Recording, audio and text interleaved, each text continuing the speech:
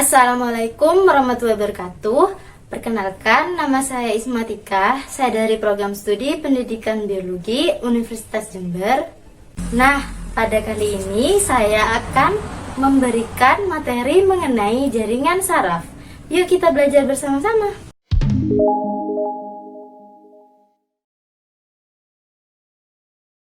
Adapun tujuan dari pembelajaran yang harus dicapai yaitu siswa dapat menjelaskan struktur, fungsi, dan jenis-jenis jaringan saraf serta dikaitkan dalam kehidupan sehari-hari.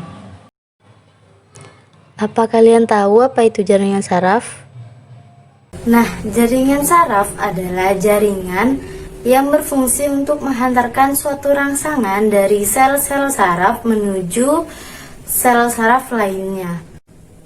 Nah, jadi jaringan saraf ini berfungsi untuk mengirimkan suatu rangsangan menuju ke saraf pusat, bagian otak maupun sumsum tulang belakang. Itulah alasan mengapa kita dapat merasakan sakit, mencium bau, merasakan sedih, kemudian dapat melihat pemandangan dan lain sebagainya. Jaringan saraf memiliki ciri khusus yaitu memiliki juluran sitoplasma yang sangat panjang. Nah, sel saraf juga disusun oleh sel-sel neuroglia yang terdapat pada sistem saraf pusat. Nah, sel saraf ini letaknya menyebar pada bagian tubuh makhluk hidup. Sel saraf memiliki kemampuan iritabilitas dan konduktivitas. Sel saraf memiliki sifat iritabilitas yang mana sel saraf dapat bereaksi terhadap perubahan lingkungannya. Nah, sedangkan sel saraf yang bersifat konduktivitas yaitu memiliki kemampuan untuk membawa rangsangan saraf tersebut.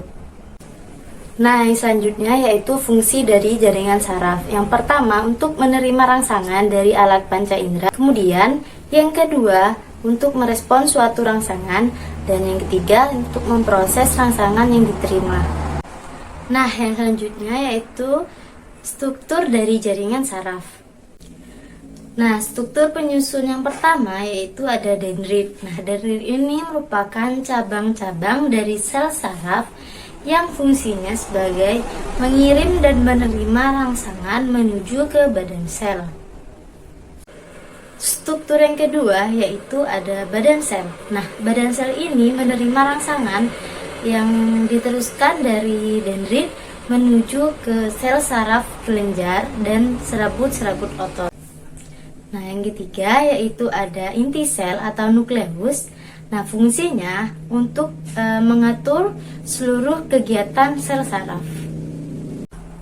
Nah, yang keempat itu ada akson. Nah, fungsi akson di sini untuk mengirimkan rangsangan yang diterima dari badan sel menuju ke jaringan saraf lainnya. Nah, kemudian terdapat selubung mielin. Nah, selubung mielin ini berfungsi sebagai melindungi serta memberi nutrisi. Nah, selanjutnya nodus Ranvier. Nah, nodus Ranvier ini tidak diselubungi oleh selubung mielin. Nah, fungsinya untuk mempercepat penghantaran rangsangan. Nah, selanjutnya yaitu ujung-ujung akson. Nah, ujung-ujung akson ini berfungsi sebagai meneruskan rangsangan dari sel saraf satu ke sel saraf lainnya. Suatu rangsangan yang diterima oleh panca indera atau reseptor kemudian akan dilanjutkan menuju kepada saraf pusat. Rangsangan yang diterima oleh dendrit kemudian akan diteruskan menuju ke badan sel, dilanjutkan kepada akson, kemudian dilanjutkan pada ujung-ujung akson. Nah, antara dendrit dan akson terdapat celah kecil yang disebut dengan sinap. Kemudian kita akan belajar mengenai jenis-jenis sel saraf berdasarkan fungsi dari sel saraf tersebut.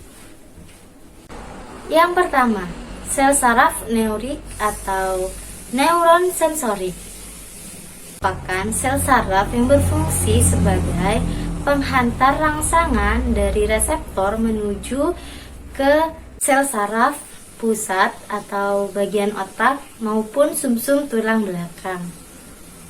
Ciri-ciri dari Sel saraf neurik ini yaitu memiliki dendrit yang lebih panjang, sedangkan aksonnya lebih pendek. Kemudian yang kedua yaitu sel saraf motorik atau neuron motorik.